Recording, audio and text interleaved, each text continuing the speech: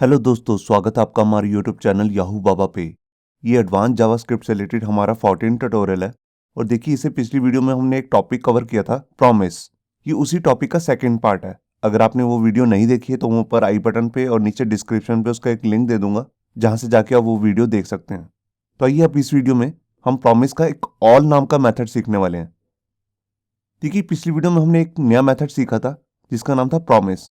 और मैंने बताया था कि हम प्रॉमिस को किसी न किसी कंडीशन को चेक करने के लिए यूज करते हैं। तो या तो हमारा जो प्रॉमिस होता है वो रिजॉल्व होता है, या फिर वो रिजेक्ट होता है। और अगर हमारा जो प्रॉमिस है वो रिजॉल्व हो चुका है, तो उसके आगे की कोड के लिए हम यहाँ पर देन फंक्शन को यूज करते हैं। और अगर हमारा प्रॉमिस जो है रिजेक्ट हो चुका है, तब हम कैच फंक्शन को यूज करके एरर मैसेज को शो कर सकते हैं। अब यहाँ पर मान लीजिए हमारे पास कुछ सिचुएशन ऐसी है, हमारे पास एक ही तरीके के बहुत सारे प्रोमिसेस हैं। और इतने सारे प्रोमिसेस के रिजल्ट के लिए हमें बार बार अगर देन और कैच फंक्शन बनाना पड़ेगा, तो हमारा जो कोड है उसकी लेंथ काफी बढ़ जाएगी। तो इस प्रॉब्लम के रेजोल्यूशन के लिए जावास्क्रिप्ट के ES6 वर्जन के अंदर हमारे पास जो नया फंक्शन आया है, जिसको हम कहते हैं promise डॉट ऑल। इस एक ही फंक्शन की हेल्प से हम जितने मर्जी प्रोमिस हो, जैसे कि आप यहाँ पे देख रहे हैं 3 प्रोमिस हैं, या यहाँ पर 300 या 3000 प्रोमिस हो, उसको सिर्फ ये एक ही फंक्शन की हेल्प से हम चेक कर सकते हैं। और जैसा कि आपको मालूम है, हर प्रॉमिस का एक रिजल्ट होता है, या तो वो रिजॉल्व होता है या फिर वो रिजेक्ट होता है। और अगर हमारा जो प्रोमिस हैं वो रिजॉल्व हो चुके हैं, तो उसके बाद आपको मालूम है कि हम देन फंक्शन का यूज करते हैं। मगर यहाँ पर सिर्फ आपको एक चीज का ध्यान रखना है, जब हम promise dot all function use कर रहे हैं, तब अगर आपके सारे जितने भी प्रोमिस हैं, अगर सारे के सारे रिजॉल्व होंगे, सिर्फ तभी आपका जो देन फंक्शन है वो कॉल होगा। और अगर आपके मल्टीपल प्रोमिस में से एक भी प्रॉमिस जो है रिजेक्ट हो जाता है, तब हमारा जो रिजेक्ट फंक्शन है वो कॉल हो जाएगा। मैं एक बार आपको दोबारा बताता हूँ। अगर हमारे पास बहुत सारे प्रोमिसेस हैं, उसको चेक करने के लिए जो हमारा फंक्शन है वो है promise डॉट ऑल। और अगर हमारे सारे प्रोमिसेस रिजॉल्व हो जाते हैं, तब हमारा देन फंक्शन कॉल हो जाएगा। और अगर हमारा एक भी प्रॉमिस रिजेक्ट हो जाता है, तब हमारा कैच फंक्शन कॉल हो जाएगा। तो ये अब देखते हैं कि promise डॉट ऑल लिखने का सिंटेक्स क्या है। यहाँ मान लीजिए हमारे पास एक प्रॉमिस है P1 नाम से, जिसके अंदर आप देख रहे हैं मैंने एक फंक्शन बनाया है। और उसके अंदर यहाँ पर मैंने कंसोल में एक मैसेज प्रिंट किया है, फर्स्ट प्रॉमिस। और इस प्रॉमिस को मैं सॉल्व भी कर देता हूँ, इसके अंदर एक मैसेज सेंड कर देता हूँ, फर्स्ट। बिल्कुल इसी तरीके से मैं एक दूसरा प्रॉमिस भी क्रिएट कर लेता हूँ, P2। और यहाँ पर रिजॉल्व में मैंने एक मैसेज सेंड कर दिया, सेकंड। अब इन दोनों प्रोमिस को मैं एक साथ चेक करना चाहता हूँ, तो उसके लिए मैं यहाँ पर अपना फंक्शन यूज कर सकता हूँ, promise डॉट ऑल। जब हम ऑल नाम का फंक्शन यूज करते हैं, तो इसके अंदर हम एरे के अंदर मल्टीपल प्रोमिस के नेम दे सकते हैं, कुछ इस तरीके से। देखिए, जैसे मैंने यहाँ पर स्केयर वैसेज लिए और इसके अंदर P1 और P2 ले लिए। मान लीजिए हमारे पास 10 प्रोमिस होते, तो उसको भी हमें बिल्कुल इसी तरीके से चेक करना है, एरे बनाकर उसके अंदर कोमा कोमा देके। और जैसा कि मैंने आपको स्टार्टिंग में बताया कि promise डॉट ऑल का एक फायदा है कि हमें सिर्फ एक ही बार देन फंक्शन और कैच फंक्शन का यूज करना पड़ेगा। हमें मल्टीपल टाइम्स देन और कैच को नहीं लिखना है। और देन और कैच के अंदर हम अपना अलग अलग कोड कर सकते हैं, जो भी मैं आपको प्रैक्टिकली चेक भी कराने वाला हूँ। तो आइए शुरू करते हैं प्रैक्टिकल। यहाँ देखिए, मैंने अपना वेब एडिटर ओपन कर लिया और यहाँ पर मैंने एक फाइल बना ली है जिसका नाम मैंने रखा है promise-all.html। और यहाँ पर मैंने एक बेसिक HTML का कोड भी लिखा हुआ है। अब यहाँ पर स्क्रिप्ट टैग के अंदर मैं सबसे पहले अपना एक प्रॉमिस क्रिएट कर लेता हूँ। तो उसके लिए मैं एक वेरिएबल ले रहा हूँ, P1। और इसी के अंदर मैं अपना प्रॉमिस बनाने वाला हूँ, तो मैं लिखता हूँ न्यू।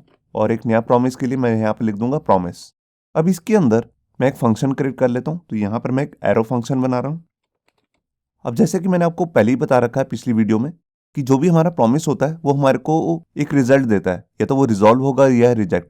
तो उसके लिए मैं यहाँ पर स्टार्टिंग में एक वेरिएबल ले लेता हूँ, दो वेरिएबल्स। तो मैंने एक ले लिया रिजॉल्व, रिजॉल्व के केस के लिए। और रिजेक्ट के केस के लिए मैं एक वेरिएबल ले रहा हूँ, उसका नाम ही रख रहा हूँ रिजेक्ट। आप नेम जो है अपनी मर्जी से जो मर्जी ले सकते हैं। अब इसके बाद मैं यहाँ पर क्या करता हूँ, अपना सेट टाइम आउट नाम का फंक्शन यूज कर लेता हूँ। ये देखिए, और इसके अंदर भी मैं यहाँ पर एक एरो फंक्शन बना लेता हूँ। तो उसके लिए देखिए, मैं यहाँ पर, ये मेरा एरो फंक्शन बन गया। और इसको कितने सेकंड तक मेरे को कॉल करना है वो भी मैं यहाँ डिफाइन कर देता हूँ। देखिए, यहाँ पर मैं अलग अलग प्रोमिस बनाने वाला हूँ और सबकी टाइमिंग भी अलग अलग होगी। तो पहला जो ये प्रॉमिस है, इसको मैं 1 सेकेंड बाद चलाना चाहता हूँ। तो इसके लिए मैं यहाँ पर लिख रहा हूँ 1 × 1000। यहाँ पर मैंने इसे क्लोज कर दिया। अब जो ये मैंने प्रॉमिस, जब भी मैं इसे कॉल करूंगा तो ये मेरे को कंसोल में एक मैसेज को प्रिंट करके देगा। तो यहाँ पर मैं कंसोल लिख लेता हूँ, console.log, और यहाँ पे मैसेज लिख देता हूँ, the first promise has resolve.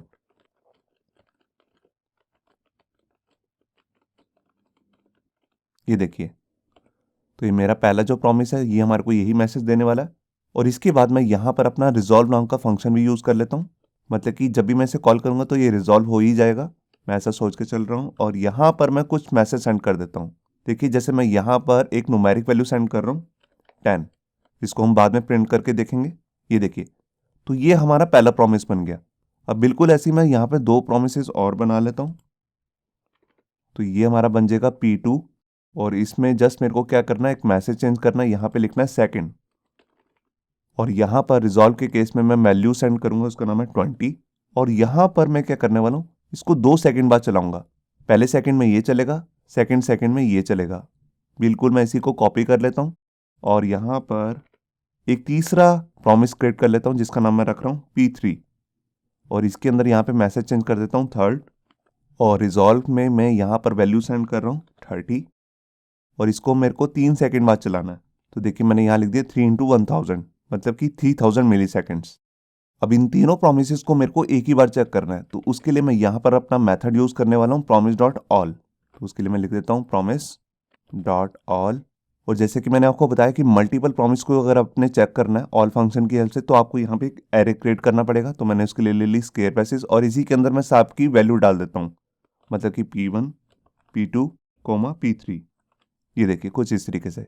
अब जो ये मेथड है ये तीनों प्रोमिसेस को बारी बारी चेक करेगा और यहाँ पर मैं कॉमन देन फंक्शन बना लेता हूँ। अगर मेरे सारे प्रोमिसेस रिजॉल्व हो जाते हैं तो देन फंक्शन कॉल हो जाएगा और अगर रिजेक्ट हो जाते हैं तो यहाँ पर मैं कैच फंक्शन को यूज़ कर लूँगा। ये कैच फंक्शन हमारा ऑटोमेटिकली तभी चल जाएगा अगर इन तीनों प्रोमिसेस में से कोई भी एक रिजेक्ट हो जाता है। अब मैं देन फंक्शन के आगे का काम कर लेता हूँ। तो यहाँ पर मैं क्या करता हूँ, मेरे को एक फंक्शन बना लेना है। मैं बेसिकली यहाँ पर एक एरो फंक्शन ही बना रहा हूँ। तो उसके लिए मैं यहाँ पर लिख लेता हूँ रिजल्ट और इसके बाद एरो ऑपरेटर और कर्ली ब्रेसेस। ये देखिए जब मेरा ये देन फंक्शन कॉल होएगा तब मेरे को क्या करना है, जो भी मेरे को यहाँ पे रिजल्ट मिल रहा है, देखिए यहाँ पर मैंने हर फंक्शन के अंदर एक रिजल्ट भेजा 10, 20 और 30। इन तीनों को मैं यहाँ पर प्रिंट करके दिखाना चाहता हूँ। तो उसके लिए मैं यहाँ पे कंसोल लिख लेता हूँ, console.log। और इसके अंदर यहाँ पर मैं क्या करता हूँ, मैं यहाँ पर बैकटीडल कोड ले लेता हूँ जिसके अंदर मैं टेम्पलेट स्ट्रिंग बनाने वाला हूँ। और यहाँ पर सबसे पहले मैं एक मैसेज देता हूँ रिजल्ट्स, जो भी रिजल्ट्स आए हैं। उसके बाद जो हमारे पास इस वेरिएबल के अंदर वैल्यू आएगी, जो हमारे को रिजॉल्व नाउ का फंक्शन देगा, उसको मैं यहाँ पर प्रिंट कर देता हूँ। ये देखिए कुछ इस तरीके से। और बिल्कुल जैसे मैंने ये फंक्शन बनाया देन के अंदर एरो फंक्शन, बिल्कुल वैसे ही मैं यहाँ पर कैच के केस के लिए भी बना लेता हूँ। और यहाँ पर मैं वेरिएबल का नाम चेंज कर देता हूँ एरर। आप नाम कोई भी ले सकते हैं, मैं आपको समझाने के लिए एरर ही ले रहा हूँ। और ये बेसिकली परफेक्ट नेम है इसके लिए। और यहाँ पर भी लिख देता हूँ एरर। जो भी एरर मैसेज आएगा वो यहाँ पर हमारे पास प्रिंट हो जाएगा। तो बेसिकली मैंने किया क्या, यहाँ पर मैं एक बार आपको दोबारा बताता हूँ। मैंने 3 अलग अलग प्रोमिसेस बनाए हैं जिसके अंदर यहाँ पर मैंने हर कंसोल के अंदर एक मैसेज भी प्रिंट किया है। और जौन सा भी प्रॉमिस है वो हमारे को रिजॉल्व में एक न्यूमेरिक वैल्यू सेंड करेगा, जैसे आप यहाँ पे देख रहे हैं 10, 20 और 30। और यहाँ पर मैंने फाइल को सेव किया और ये देखिए हमारे पहला प्रॉमिस चला, फिर दूसरा, फिर तीसरा और लास्ट में जो भी रिजल्ट था वो हमारे को यहाँ पे एज ए एरे मिल चुका है। और अगर मैं इसी एरे के बेस पे कोई कैलकुलेशन करना चाहता हूँ वो भी मैं कर सकता हूँ। देखिए उसके लिए मैं यहाँ पे क्या करता हूँ, जहाँ मेरा ये देन फंक्शन है इसी के अंदर मैं अपना एक लूप चला लेता हूँ फॉर इन लूप जो होता है वो एरे को प्रिंट करने के लिए होता है। मैंने ऑलरेडी इस पर वीडियो बना रखी है, अगर आपने नहीं देखी हुई तो मैं ऊपर आई बटन पर उसका एक लिंक दे दूंगा। तो यहाँ पर मैं ले लेता हूँ फॉर और यहाँ पर एक वेरिएबल ले रहा हूँ जिसका नाम मैं ले रहा हूँ आई और यहाँ पे लिखता हूँ इन, जिसमें किसकी वैल्यू आएगी, रिजल्ट की। ये देखिए। और यहाँ पर मुझे करना क्या है, मैं बेसिकली इनका टोटल दिखाना चाहता हूँ जो यहाँ पर आ रहे हैं 10, 20 और 30। तो उसके लिए मैंने यहाँ पे क्या करता हूँ, प्रॉमिस से पहले ही यहाँ पर एक वेरिएबल ले लेता हूँ और इसकी वैल्यू मैंने सेट कर दी 0। और यहाँ पर मैं इसी टोटल नाम के वेरिएबल के अंदर जो तीनों वैल्यूज ये रिटर्न करने वाले हैं हमारे प्रोमिसेस, उनका एडिशन करने वाला हूँ। तो उसके लिए देखिए मैं यहाँ पे क्या करता हूँ, लिखता हूँ टोटल और यहाँ पर मैं लिखता हूँ प्लस इज इक्वल टू, और इसके बाद जो भी हमारे पास रिजल्ट में आ रहा है जो कि बेसिकली एक एरे है, उसकी वैल्यूज़ को यहाँ पे ऐड करने वाला हूँ टोटल के साथ। तो जितनी भी वैल्यूज़ हैं वो बारी बारी किस में आएंगी, आई नाम के वेरिएबल के अंदर। तो उसको मैं यहाँ पे पास कर देता हूँ, ये देखिए। और यहाँ पर इसका रिजल्ट भी शो कर देता हूँ। तो इसी लाइन को मैं डुप्लीकेट कर लेता हूँ और यहाँ पर लिख देता हूँ टोटल और यहाँ पर भी प्रिंट कर देता हूँ टोटल की वैल्यू। ये देखिए। तो यहाँ पर मैंने फाइल को सेव किया, ये हमारा पहला प्रॉमिस चला, सेकेंड, थर्ड और उसके बाद देखिए रिजल्ट आ गया 60। आप देख रहे हैं। अब जैसे कि मैंने आपको स्टार्टिंग में बताया था कि अगर हमारे सारे प्रॉमिस रिजॉल्व होंगे तभी हमारे पास ये देन फंक्शन चलेगा। अगर इसमें से एक भी प्रॉमिस रिजेक्ट हो जाता है तब हमारा कैच फंक्शन चल जाएगा। तो देखिए अब मैं क्या करता हूँ, मैं एक प्रॉमिस को रिजेक्ट कर देता हूँ। देखिए जैसे ये हमारा सेकंड प्रॉमिस है, इसको मैं यहाँ पे रिजॉल्व नहीं करता, यहाँ पे लिख देता हूँ रिजेक्ट। और इसके अंदर जो मैसेज है उसको भी मैं यहाँ पर लिख देता हूँ फेल्ड। और यहाँ पे मैसेज भी चेंज कर देता हूँ, सेकंड प्रॉमिस हैज़ फेल्ड। ये देखिए अब बाकी की दो प्रॉमिस है वो तो रिजॉल्व हो रहे हैं, मगर एक प्रॉमिस रिजेक्ट हो गया तब हमारा कैच फंक्शन चल जाएगा। तो यहाँ पर मैंने फाइल को सेव किया, ये हमारा पहला प्रॉमिस चला, सेकंड देखिए फेल्ड हो चुका है, यहाँ पे एरर भी आ गया फेल्ड। अब इसके बाद देखिए यहाँ पर हमारे पास जो हमने ये किया था कैलकुलेशन की थी, और यहाँ पे जो भी रिजल्ट में हमारे पास वैल्यू आ रही थी वो अब शो नहीं हो रही, क्योंकि यहाँ पर बेसिकली हमारा देन फंक्शन कॉल ही नहीं हुआ। हमारा कॉल कौन सा फंक्शन हुआ, कैच का फंक्शन जो हमने इसके अंदर बनाया था। तो यहाँ पे आपको क्लियर हो गया होगा कि हमारा जो प्रॉमिस डॉट ऑल फंक्शन है कैसे वर्क करता है। मैं आपको इसका एक एग्जांपल और दिखाता हूँ।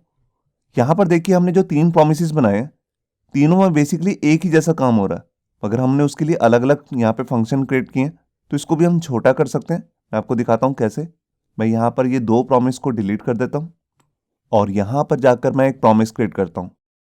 जैसे मैंने ये प्रॉमिस क्रिएट किया हुआ बिल्कुल वैसे ही। अभी ये प्रॉमिस को मैं प्रॉमिस नहीं रखूँगा, इसको नॉर्मल फंक्शन बना दूंगा। अभी मैं आपको दिखाता हूँ। ये मेरा एक प्रॉमिस बन गया, और जब भी मैं इस प्रॉमिस को कॉल करूँगा तो बेसिकली मैं करूँगा क्या, यहाँ पर एक कॉमन फंक्शन कॉल कर लूँगा जिसका नाम मैं रख रहा हूँ जैसे कुछ भी प्रॉमिस कॉल। और इस फंक्शन के अंदर मैं एज ए पैरामीटर दो वैल्यूज़ भेजने वाला हूँ। सबसे पहली वैल्यू तो होगी हमारी ये वाली जो हमने रिजॉल्व फंक्शन के अंदर यूज़ करनी है, और दूसरा होगा ये वाला मैसेज कि ये फर्स्ट है, सेकंड है, थर्ड है, कौन सा। तो उसके लिए देखिए मैं यहाँ पर पहले लिख देता हूँ 10, और उसके बाद कोड के अंदर एक मैसेज सेंड कर देता हूँ जैसे फर्स्ट। ये देखिए तो ये हमारा पहला प्रॉमिस हो गया। अब बिल्कुल ऐसे ही मैं दो प्रॉमिस और क्रिएट कर लेता हूँ, और इसका नाम कर देता हूँ P2 और P3। मैं आपको दिखा रहा हूँ कि हमारा जो प्रॉमिस का काम है वो कितना छोटा हो जाएगा अभी। और यहाँ पर भी मैसेज चेंज कर देता हूँ 20, 30, और यहाँ पर लिख देता हूँ सेकंड, और यहाँ लिख देता हूँ थर्ड। अब इसके बाद मैं क्या करता हूँ, एक प्रॉमिस अभी मैं बाद में बनाऊंगा, पहले अभी इतना ही आपको चेक कराता हूँ। उससे पहले मेरे को क्या करना है, इस नाम का एक फंक्शन भी क्रिएट करना है। तो मैं यहाँ पे क्या करता हूँ, एक फंक्शन बना लेता हूँ। ये P1 की जगह मैं लिख देता हूँ प्रॉमिस, और उसके बाद मेरे को ये प्रॉमिस नहीं बनाना, बेसिकली ये हमारा एक फंक्शन होगा। और इस फंक्शन के अंदर मैं क्या करने वाला हूँ, मैं इसको बेसिकली एरो फंक्शन भी बना सकता था, मगर मैं अभी ऐसे ही बना रहा हूँ नॉर्मल फंक्शन। और यहाँ पर ये राउंड ब्रेसेस भी हटा देता हूँ। ये देखिए अब इसके अंदर जो ये मेरा फंक्शन है, यहाँ पर मैं पैरामीटर के लिए दो अलग अलग वैल्यूज़ ले लेता हूँ। तो सबसे पहली जो वैल्यू है उसका नाम मैं जैसे ले रहा हूँ रिटर्न डाटा। ये देखिए इसके अंदर हमारे पास कौन सी वैल्यू आने वाली है, ये 10, 20 और 30। और यहाँ पर जो ये मैसेज है इसके लिए भी मैं एक वेरिएबल का नाम ले लेता हूँ जैसे मैसेज। आप नेम कुछ भी ले सकते हैं। ये देखिए अब इन दोनों वेरिएबल्स को मैं यूज़ कर लेता हूँ अंदर। तो यहाँ पर मैसेज के लिए मैं डायनेमिक मैसेज ले रहा हूँ, और सबसे पहले मैं सिंगल कोट्स हटा देता हूँ यहाँ से। यहाँ पर मेरे को बैकटिक कोड लेना है, और इसके अंदर मैं वैल्यू प्रिंट करा रहा हूँ मैसेज। ये देखिए जो हमारा मैसेज है वो यहाँ पे प्रिंट हो जाएगा, और जो हमारा ये रिजॉल्व फंक्शन है ये भी कुछ रिटर्न करेगा। तो ये जो हम सेंड कर रहे हैं यहाँ पर वैल्यू, ये वैल्यू को यहाँ पे सेंड कर देगा। ये देखिए कुछ इस तरीके से।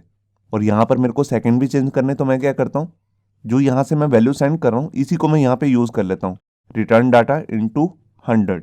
ये देखिए तो ये हमारा पहला बन जाएगा 1000 मिली सेकेंड, सेकेंड के लिए बन जाएगा 2000 मिली सेकेंड, और थर्ड के लिए बन जाएगा 3000 मिली सेकेंड्स जो हम यहाँ पे कैलकुलेट कर रहे हैं। अब बेसिकली जो ये फंक्शन है ये प्रॉमिस फंक्शन बनने वाला है। जैसे कि आप यहाँ पे देख रहे हैं प्रॉमिस के अंदर हम एक फंक्शन बनाते हैं, तो हर प्रॉमिस फंक्शन कुछ रिटर्न करता है, या तो वो रिजॉल्व होता है या रिजेक्ट, जैसे कि आप यहाँ पे देख भी रहे हैं। अब ये हमने यहाँ पे रिजॉल्व बना तो दिया, मगर इसका कोई बेसिकली एक फंक्शन नहीं बनाया। तो उसके लिए हम क्या करेंगे, यहाँ पर इसको को मैं कट कर लेता हूँ अभी, और यहाँ पर एक फंक्शन बना लेता हूँ। एक अनोनमस फंक्शन है जो हमारे को रिटर्न करने वाला है एक प्रॉमिस। तो उसके लिए मैं वेरिएबल ले रहा हूँ रिजॉल्व और रिजेक्ट, और यहाँ पर अपना सेट टाइम आउट वाला जो जितना भी कोड था उसको यहाँ पे पेस्ट कर लेता हूँ। ये देखिए कुछ इस तरीके से। जो ये फंक्शन है जब भी मैं इसे कॉल करूँगा तो ये रिटर्न क्या करेगा, इस वाले फंक्शन को रिटर्न करेगा। तो उसके लिए मैं यहाँ पे लिख भी देता हूँ रिटर्न। ये देखिए तो ये बेसिकली हमारा प्रॉमिस फंक्शन के अंदर कॉल होने वाला फंक्शन है जिसको मैं यहाँ पे कॉल कर रहा हूँ। और क्योंकि ये एक प्रॉमिस है तो ये रिटर्न करने वाला हमारे को एक प्रॉमिस, मतलब कि रिजॉल्व या रिजेक्ट का केस। और यहाँ पर ये मेरा डायनेमिक मैसेज भी शो होने वाला है। बाकी इसके नीचे का जितना भी कोड है उसको मेरे को चेंज नहीं करना, बिल्कुल ऐसे ही कॉल करूंगा मैं जैसे मैं यहाँ पे कर रहा था। तो यहाँ पे मैंने फाइल को सेव किया। ये देखिए, ये सारे हमारे मैसेज डायनेमिक आने लग गए और यहाँ पर टोटल भी आ गया। अब मैं यहाँ पे क्या करता हूँ, एक प्रॉमिस और क्रिएट करता हूँ और उसको मैं रिजेक्ट कर दूंगा। तो देखिए, इसका नाम मैं ले रहा हूँ P4 और इसके अंदर यहाँ पर मैं एक फंक्शन क्रिएट कर लेता हूँ जो बेसिकली हमारे को कुछ रिटर्न करने वाला है, या तो वो रिजॉल्व होगा या फिर रिजेक्ट। और अगर रिजेक्ट है तो हम यहाँ पर फंक्शन ही कॉल कर रहे हैं रिजेक्ट, और यहाँ पर एक मैसेज डाल देता हूँ, the fourth promise has rejected. ये देखिए, अब यहाँ पर मैं क्या करता हूँ, इस फंक्शन को कॉल भी कर लेता हूँ यहाँ पर promise डॉट ऑल फंक्शन के अंदर ही P4। ये देखिए, तो यहाँ पर मैंने फाइल को सेव किया और ये देखिए हमारा जो स्टार्टिंग में ही फोर्थ फंक्शन यहाँ पे रिजेक्ट हो चुका है और इसके बाद के जितने भी फंक्शंस थे, मतलब कि फर्स्ट, सेकंड और थर्ड, वो तीनों कॉल हो चुके हैं, प्रॉपर रिजॉल्व भी हो चुके हैं। मगर मैंने आपको बताया कि अगर एक भी प्रॉमिस रिजेक्ट हो जाता है तब हमारा एरर फंक्शन कॉल हो जाएगा, मतलब कि कैच फंक्शन। तो यहाँ पे मैसेज है तो इसने यहाँ पर ये मैसेज भी यहीं से शो किया। तो ये था हमारा topic promise dot all. Hope so आपको ये हमारा वीडियो ट्यूटोरियल अच्छा लगा होगा। अगर अच्छा लगा है तो वीडियो को प्लीज़ लाइक करना मत भूलिए। अगर आप ऐसे ही रेगुलर अपडेट्स चाहते हैं तो हमारे चैनल याहू बाबा को सब्सक्राइब करना मत भूलिए। Thank you.